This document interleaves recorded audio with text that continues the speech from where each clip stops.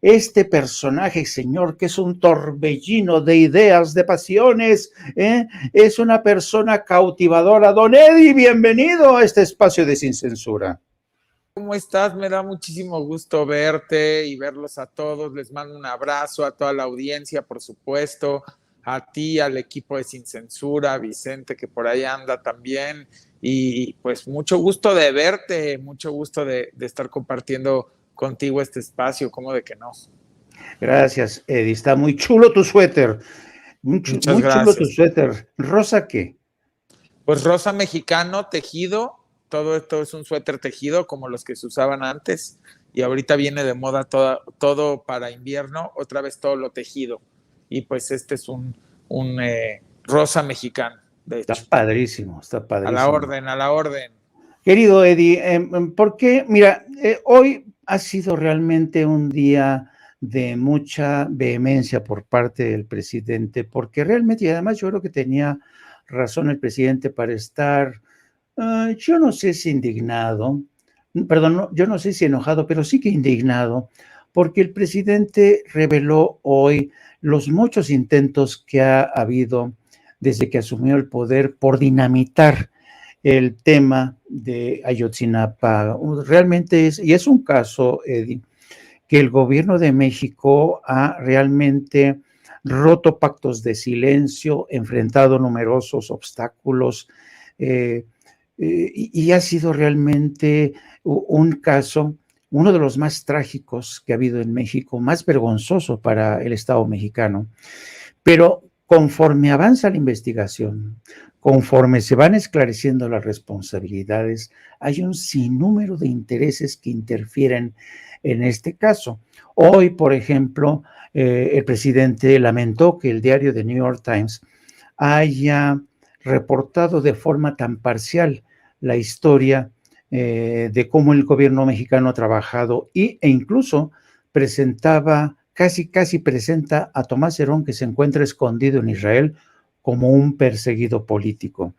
¿Qué te parece estos numerosos intentos por dinamitar el esclarecimiento del caso Ayotzinapa?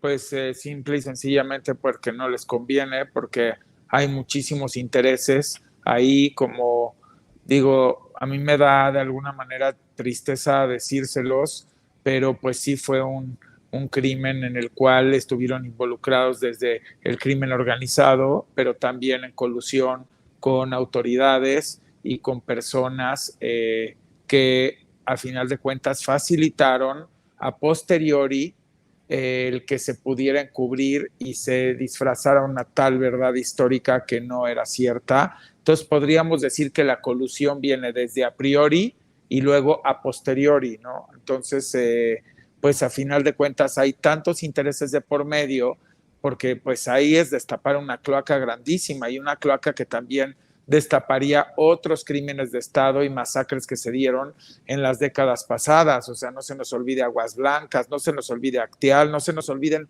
tantos que no se nos deben de olvidar, porque esta no era la primera vez. Y en esta ocasión, pues sí, también era un tema de narcotráfico involucrado. O sea, realmente cuando se destape todo que había en esos autobuses, muchas cosas, hay muchas cosas por detrás, y pues al presidente sí le están metiendo el pie, porque pues obviamente saben que con el temple que tiene y a final de cuentas con una fiscalía independiente, sí correrían el riesgo de que haya muchísimas más personas que vayan a dar a la cárcel. Y hay que decirlo con sus palabras, con sus puntos y sus diagonales. O sea, hay muchas personas que tienen pendiente ir a la cárcel en ese crimen de Estado y masacre en colusión con el crimen organizado. Por eso no entienden cuando el presidente les dice, es que aquí ya no hay masacres. O sea, creo que siempre lo descontextualizan. Todo lo que dice el presidente siempre es descontextualizado, porque él cuando lo menciona hace alusión a que no hay masacres por parte del Estado. Y eso creo que es la parte que no han querido como captarle, y que él desde el principio, por eso ha hecho esta política de abrazos y no balazos, que también la han descontextualizado. Y eso no significa dejar que todo el mundo haga lo que quiera, significa que de parte del Estado no va a haber un derramamiento de sangre como el que se dio y que fue el precursor de todo este caos que tenemos y que vamos a seguir de alguna manera continuando teniendo durante muchas décadas, porque hay que decir las cosas como son, por mucho tiempo.